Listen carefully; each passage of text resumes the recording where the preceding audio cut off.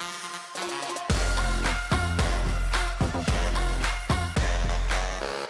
right, guys, thanks for joining us on the Elation podcast today, where we enjoy exhilarating euphoria through creation and collaboration.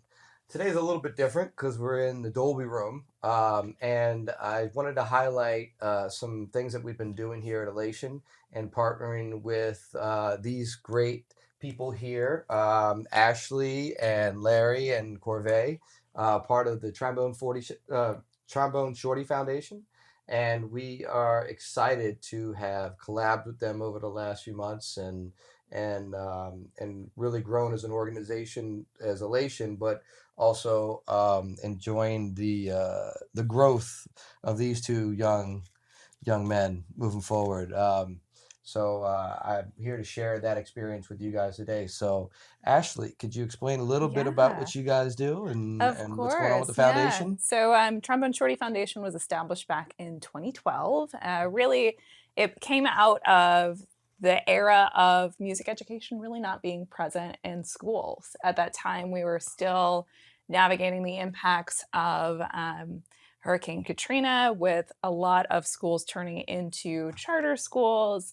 It wasn't a community school vibe. And so Troy really wanted to carry forward that idea of like community education, that idea of passing it down. And it first came about with brass band programs, but eventually it really started to evolve into recognizing that young people needed to have access to music business education. And about 3 years ago, we started something called the Music Industry Apprenticeship Program, to really provide those paid sort of skills and training to learn about everything that happens within the industry, with the hopes of really building a more vibrant music ecosystem from the ground up. Right. Yeah, because it seems like we've lost a little bit with music business culture down here. We have tons of music culture, but that music business culture has been Oof. it's a long stretch, It is. It is. So how do you feel, I guess, the new industry with the streaming and how things affect an artist nowadays? How do you think that's changed the education part? Oh my gosh. I mean, I remember coming into music business education where it was Radiohead's In Rainbows just came out. And the whole conversation was like, oh my God, pay what you want for music. What's this gonna do? Right. And that was the biggest thing at the time. And to now be in a space where music education is about actually being the whole DIY artist, where you are doing everything from songwriting to putting out your music on all of the various streaming platforms. So thinking about, and I should really frame it as like all of our DSPs and thinking about our royalties and Right. thinking about like what is going to work in the era of so much music creation while having to hold it in all on your own. Because that era of traditional music industry Artist development. it just isn't It's there. not even, I don't even think it's a term anymore. Like it just doesn't feel like it. Like it really doesn't feel like it. No. Like, I feel like labels have, signed everybody off of clout instead of actually developing artists the way they used to. Yeah. And when you used to see an artist come out, they were media prepared. Mhm. They were, they had their crazy budget music videos that they had just spent tons of money Yes. on, and there was a whole system behind it. Now you are the system. Yeah. It's such a fascinating pivot to be the system itself. Like, I do think about this a lot. We just have this weird middle ground where I think about so many TikTok artists that have blown up like during the pandemic. That is so different than what the industry used to be. And I'm sure it's going to continue to evolve as we have new platforms, as new folks come into the industry. I'm sure that's going to continue to evolve. But at its core, we have to remember it's all about the music. The music is the product being sold. And right. Like that needs to be just as much 100%. captivated. Well, and as much as I hate to say, it seems like music has moved far away from being a product to now being a marketing tool. Mm-hmm. But that being said, there's I feel like the fall off of a lot of those artists is because they didn't have the foundation like what you guys are teaching artists and how to extend that into longevity and to an actual career.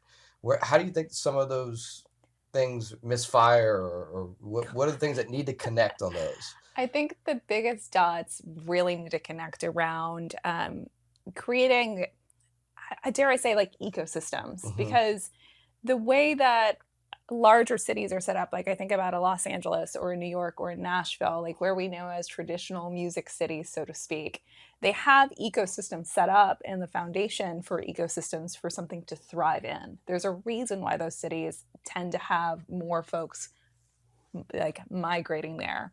But when I think about New Orleans in particular, I think about how do we develop an ecosystem where folks are attracted to staying, being part of the culture, while also being able to like export what makes this place so special. Right. So that's kind of where I always think about and come back to music industry education in particular, is thinking about these pieces all working together.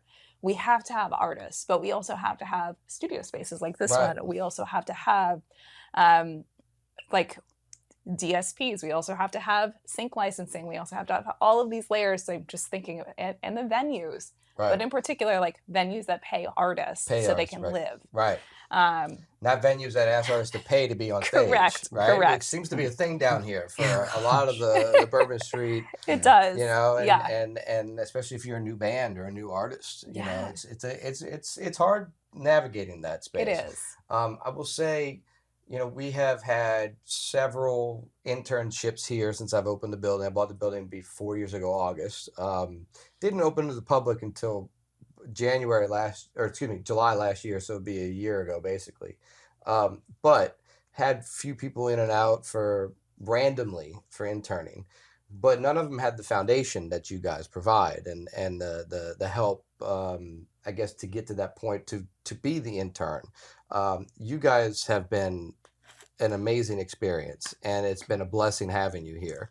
And it's just, it shows that when you have a little foundation and you have a little teaching and growth and some things, and also someone to be accountable for in your career, how it can change the dynamics of what happens, you know. So I appreciate what you guys have done, because these guys are great. So if this is an example of what's getting ready to happen, I'm excited about the future. Me too. How does Troy and you guys, how do you guys select some of your groups? Great question. So for this program in particular, this is an application process, just like any job would be. And this past year we had 60 plus applicants, and we had an interview process with past year graduates and myself. And everyone came in, they had like a formal interview. We got to get to know them more about their interest in the music industry. I would say it was less about tell me all the skills you have, and more about like, what is your interest in like really learning and digging into this industry, because it's not easy. At times you're like, you just want to bang your head on the keyboard 100%. when like something goes wrong technology wise and you're like, how do I fix it? Oh, I know. Apple kills us on those updates. Believe me. Those security updates kill us. I'm telling you right now. You know, some reason it's not recording. Why? Well, there it is. It's a Mac update. You know, and yes. So navigating all of that stuff. So navigating all of it, but really that capacity and that desire to want to learn, because really that's what this program is about. Are you willing to accept and dig in head first all of this amazing content that exists in the world, so that you can set yourself up for success, whether you want to be an artist, whether you want to work in the industry, whether you want to do both, because the sky's the limit in this industry, to be frank. Absolutely. Yeah. Absolutely. Well, and I feel like, especially since you have to be all the players in the chessboard, now there's more positions for you to play in that chessboard, which means you should make money for every position. Correct? Yes. But it's a different mindset than it used to be. How do you feel Troy has navigated some of this stuff? Because he's been consistent and amazing throughout generations at this point. It's true. I mean, I think about how many folks brought Troy along the way. I mean, really, this foundation and like what this program does is about setting that foundation for community. The music industry thrives on networking. It thrives on who you know. And one thing I always admire about Troy's career is the network and the community that he surrounded himself with. I think about his connection with Lenny Kravitz and that really giving him that step up and leg up in his career. I think about, even just thinking about Jazz Fest this past year, right? Like the beautiful intersection and connection of culture between like having folks like Juvenile on the stage to Lenny Kravitz, like that beautiful intersection that happens. And I think what he's done so well is carry forward our traditions in our community, all while maintaining his sense of identity throughout the whole process. Absolutely. He's such a performer. Well, and amazing performer. And such a nice guy. It's funny. So, Juvenile, we've gotten close to here at Elation because he has an office here, and done a bunch of work here. So, but I almost think Trombone Shorty revitalized his career. Oh, definitely. And I don't know, and I'm sure Juvie would give him all the credit in the world for it. But when you change the dynamics on stage to be a live band, it changes everything, Really does. and I don't know if that's something Juvie was thinking about before Trombone Shorty pushed it. Because when the conversation I've had with Juvie, it was Trombone pushed me to do this, and it was the best thing that he's ever done in his career. As far as for the longevity of where you're going right now. Yeah. It took him from a place of getting 30, 40,000 for a show to 120, and it's what I appreciate about Trombone Shorty is he is not jaded by the industry. And it's so hard to find a guy who's been in the industry that long and been around and been relevant, been doing things with big people the whole time, to be so pure. And it was almost, and I'll tell him this and we'll laugh, because when I met him, I almost thought it was fake because of how nice he was. And I called Silk the Shocker. I called Juvie. I called people that I know show. I'm like, there's no way he was just that nice to me, and there's no way we had that conversation, because it was almost fake. It was so real, if that makes sense. Like, and you just realize he's a music nerd that loves music. He's here for the music and nothing else. And I appreciate that so much. Well, let's kind of divert a little bit. Let's talk to some of your applicants here. Covay, how do you feel as Trombone Shorty Foundation has helped you out? I think it has exposed me to things that I never would have experienced otherwise. I definitely believe the industry is intimidating from the outside looking in. And the program has shown me that it's less of like this huge wall that you have to scale. And there are people such as Ashley and you as well, David, who open doors for people who they believe in or see a passion in, or like that have a desire to learn, such as myself. So I'm just grateful, because it has definitely given me a leg up in a direction to go in that I can take now as I move forward. Awesome. Larry? Yeah, I would say it's been definitely the most rewarding experience for me as an artist so far, for sure.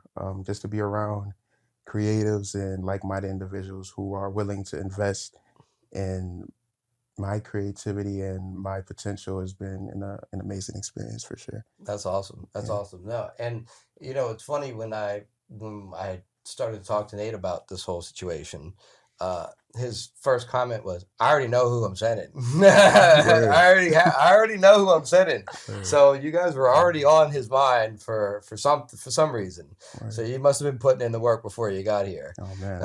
It's facts. Yeah, no, it was kind of funny. I already knew exactly who they're coming over, but so that's awesome. Well, how do you feel the blend between Trombone Shorty Foundation and Elation has worked? So, coming off the first semester of the program, that was from September to December, and the first part was the foundation hooked us up with a mentor, and so from September to December, we worked with our mentors. My mentor was Pell. Who we love, Pell. Yeah, We Pell. love I love Pell to death, for sure. And I was just receiving all the knowledge and the experience from his journey, for real, from the studio times and just hanging out together. And then from January to May, it transitioned to the industry partner. And so going from receiving knowledge and experiencing that mentorship from Pell to experiencing that mentorship and more business professional experience in the actual workplace here with you and Elation, the transition has been, it's felt seamless. It's felt real seamless for sure. It's like just one thing to the next, and it all made sense, you know. That's awesome. It all made It all sense. linked up. Yeah. Yeah, yeah. Yeah. If you could pick out one thing that was your favorite thing you've learned here since you've been here. Oof. Favorite thing.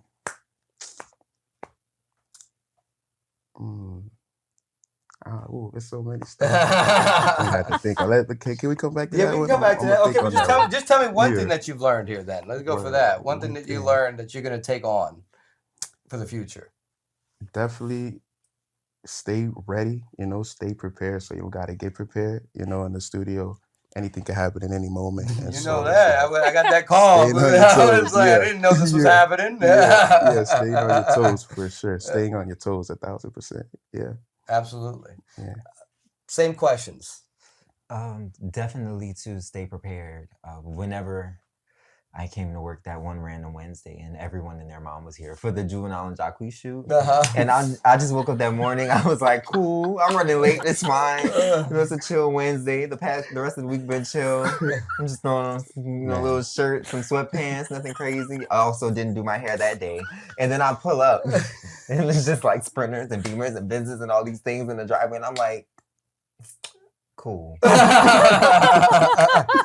So now I definitely keep a spare outfit in my trunk. Yeah. Yes, that's a good lesson. I mean, Yes. listen, that was something I had no clue that was happening until it pulled up.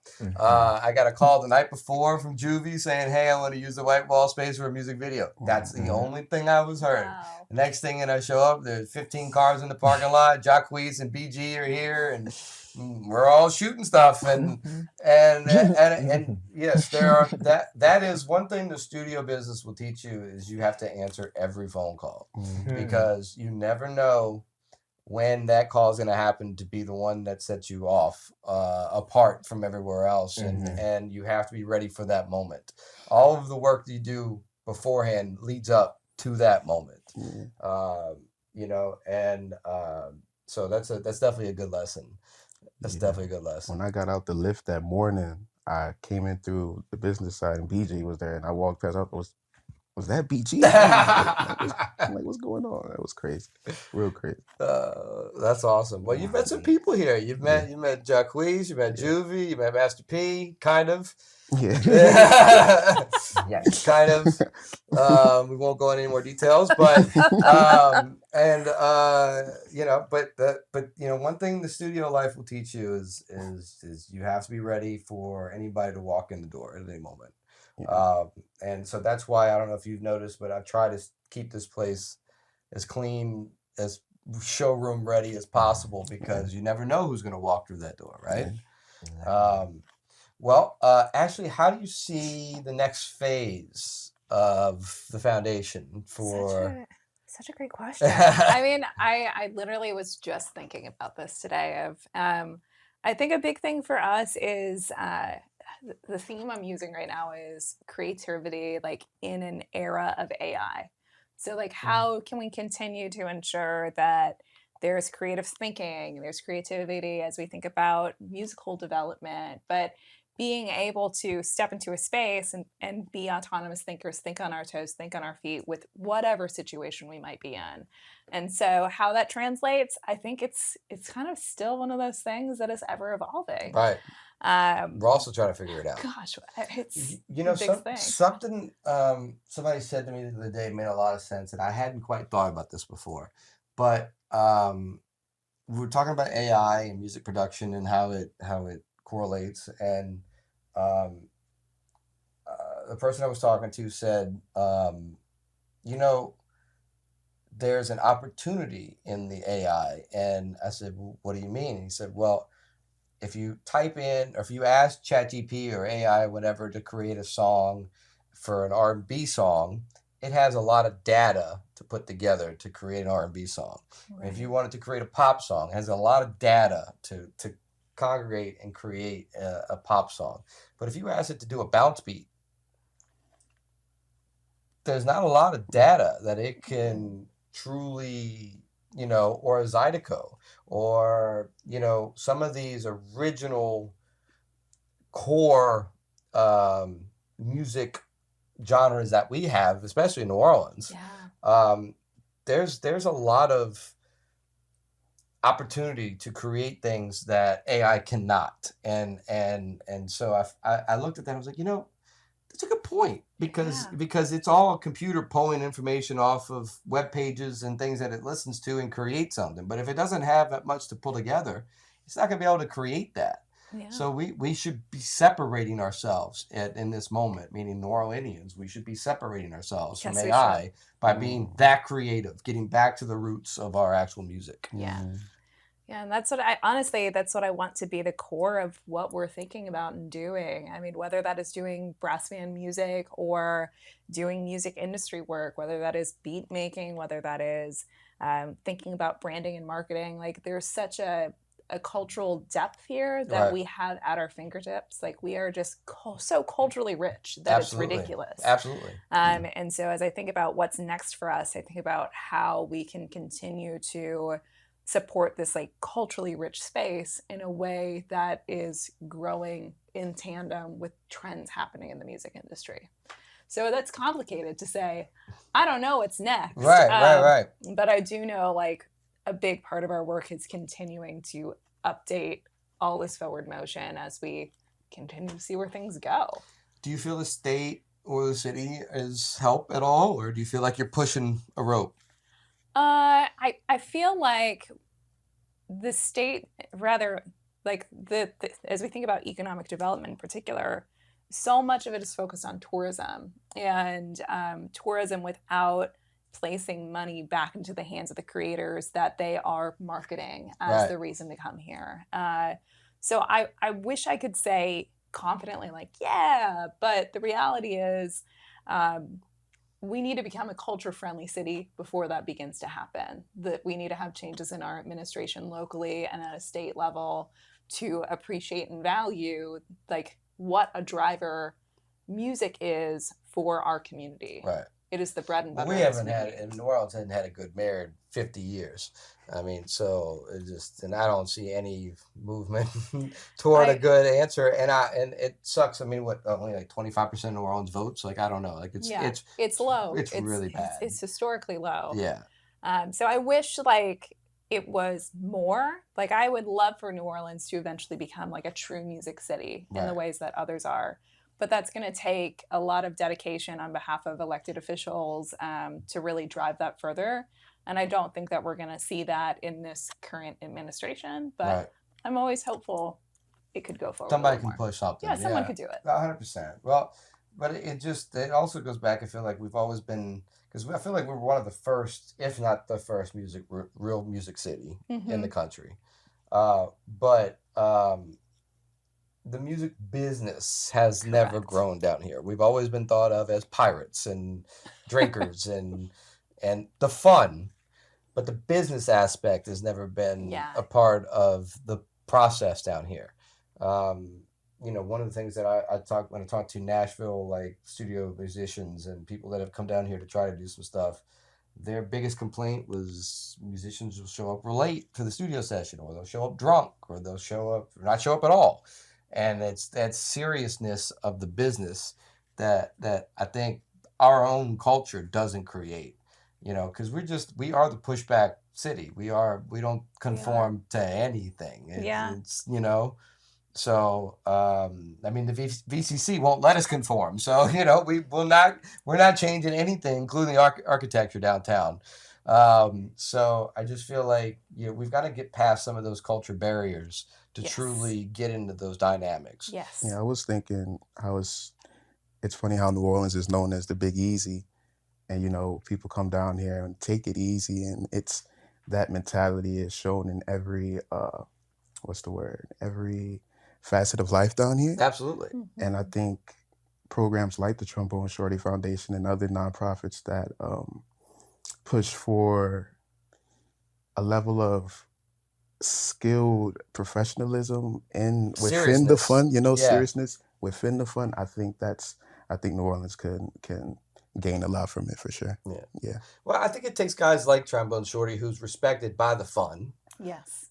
to Yeah. change the dynamics of how we see things. Yeah, for You sure. know, Yeah. it takes guys like PJ Morton and John Baptiste and some guys that are really understand the business and truly understand the dynamics of how you have to treat your business, Yeah. and your brand and the whole overall culture. I feel like it could, there is a wave of it. We just have to catch it. Yeah. You know. But what's the future for you guys? How you see you guys as an artist and have the Trombone Shorty helped shape your artistry? Looking towards the future, I'm planning on definitely giving back to the community and the economy of artists and peers and collaborators that I'm building with. Really just want to give back to them everything that I've been given.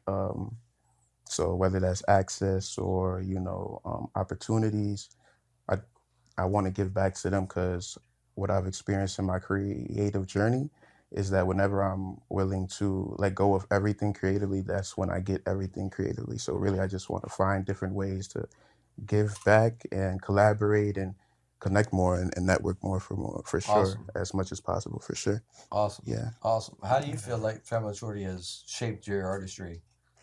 As I said earlier, I feel like they definitely have given me a streamlined direction to go in. Major example is branding.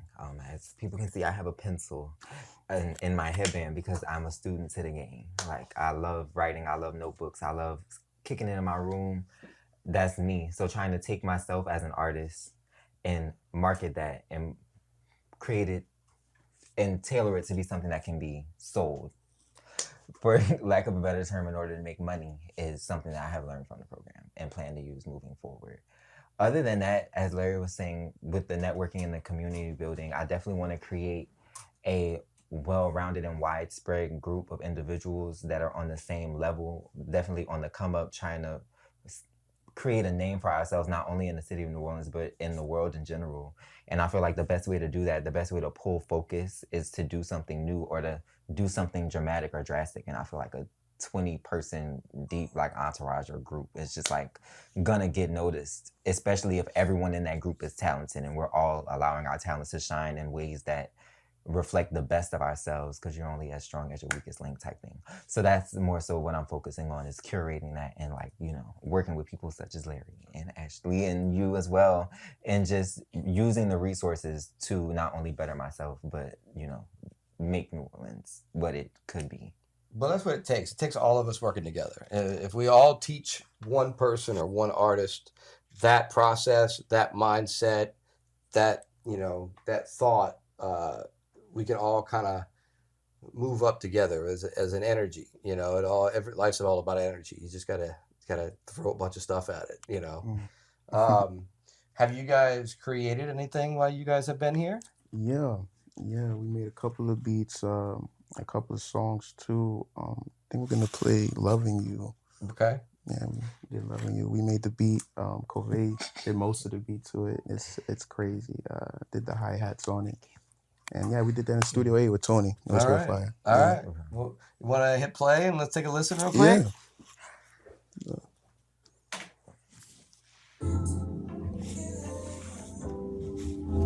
Say love, say love, say love.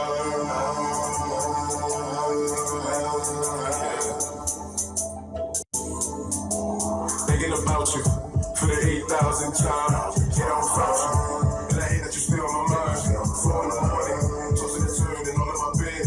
You outside me, catch you with jewels. I need some meds, I need some water. Give me a drink out of your world. You're really stronger. Feeling like sex before all the hell. Head over the girls. Be like the light of them big ass spells. You love me like juju. You pull my strings, I know you can tell.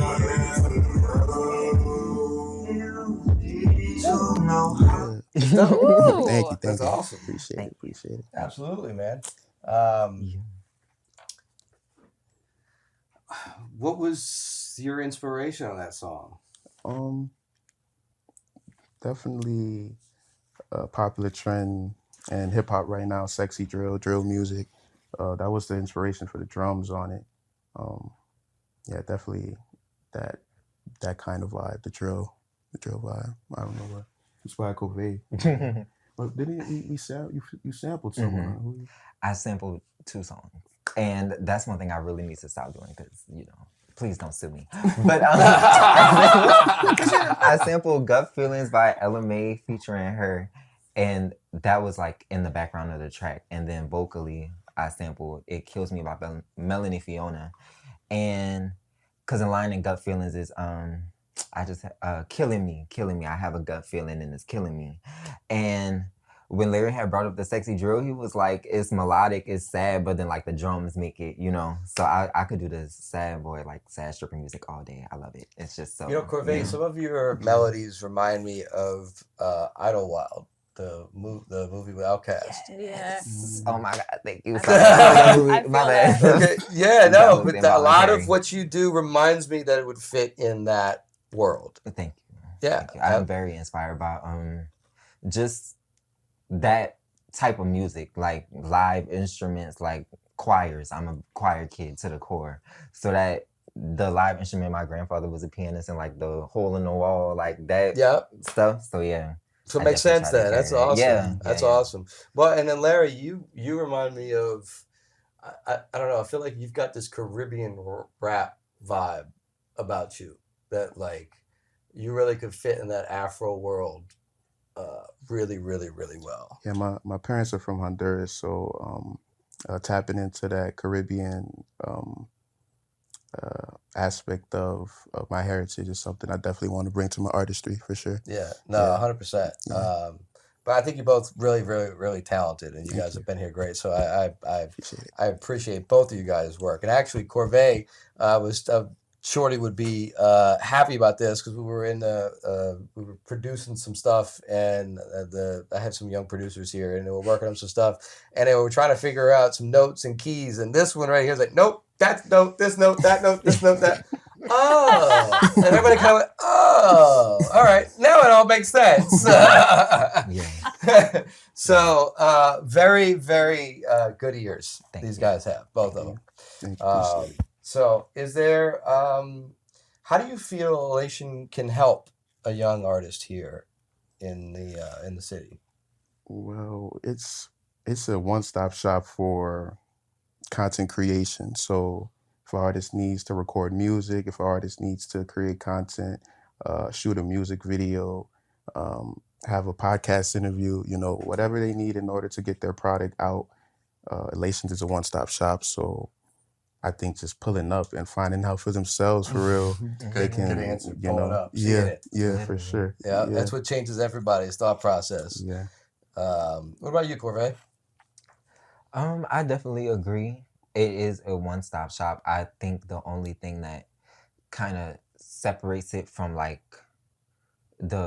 I guess like our, or like I'll even say my like peer group or like my tier of artists is the location, and just like a lack of knowledge of it. Like I had no idea it was here, and I'm like, I've been here like all the time. I come through Metairie all the time, and I never would have known. But like as you said, once they get here, like it's quite obvious. Like the equipment is there, the people are there. It's a great environment, and I feel like that's something that I appreciate for you for curating a space where artists can feel free to just create without like feeling too like corporate. Like I got these people waiting on me, they ready for me to get out this room, they on the clock, like we got an hour and they ready to.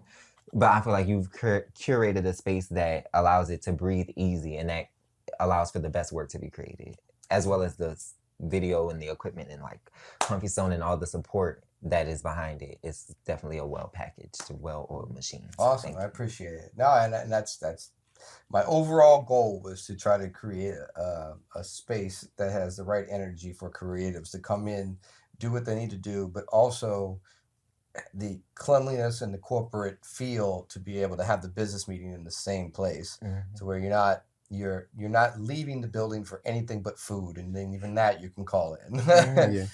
So it was definitely that mindset of keeping you here, and Juvie uses it that way. He'll go downstairs and shoot promo video for one of his products. He'll go into the next room, shoot a music video. He'll go upstairs and sign business paperwork and do business deals, and then and he'll leave. So like, but he'll do all that in a matter of 3 hours. And when you can create in a timely manner, it keeps everything glued together because you're in the same mindset as when you created to the music video. As well, it saves time, saves money, and it gets you ahead of the promotion. And to me, that is the number one rule that a new independent artist has to figure out. Get ahead of your promotion. Yes. Stop trying to create when you have to put something out. Have something to put out in those moments. And it's going to make your life 1,000 times easier. But yes, well, thank you guys for both for that.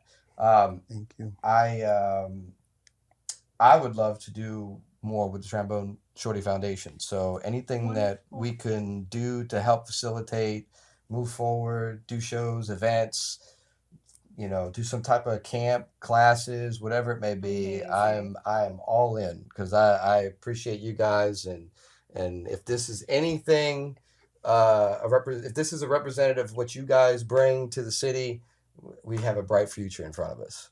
Thank you. So Thank you, man. Appreciate you. yeah, absolutely. Well, is there anything, Ashley, you'd like to say, like social wise, where we can find the foundation and how to support and? Yeah, everything can be found on our website at tromboneshortyfoundation.org. We are on social media at Shorty Foundation. We're on Facebook and Instagram. No TikTok yet. But if you want to support us, you can do so on our website. That is the best way to support. And we are constantly updating our social media with next offerings. Our next cohort of classes has registration opening up in late July. So that's where more folks can join, and we hope they do. Awesome. Well, great. Well, thank you guys so much. Thank you for coming through, and thank you, Ashley, for helping us and helping these guys and facilitating something New Orleans absolutely needs. Thanks so much. So, and thank you, Trombone Shorty. I appreciate you. Yeah, thank you. Well, thank you guys, and please like and subscribe if you'd like to see more, and follow the Trombone Shorty Foundation in their journey, and we're going to see more from these guys. So please, Larry, if you'd like to say some socials as well. Yeah, y'all could follow me at Lazarus Leaves. That's LAZARUS, and then leaves like on a tree. And all my music is on all streaming platforms under the same name, Lazarus Leaves. Thank you. Right. Y'all can follow me on Instagram at COVAYMALIK. And it's going to be the same everywhere. Yeah. Thank you. Awesome. Well, thank you guys. And thank you guys for joining us today. And like and subscribe if you'd like to see more.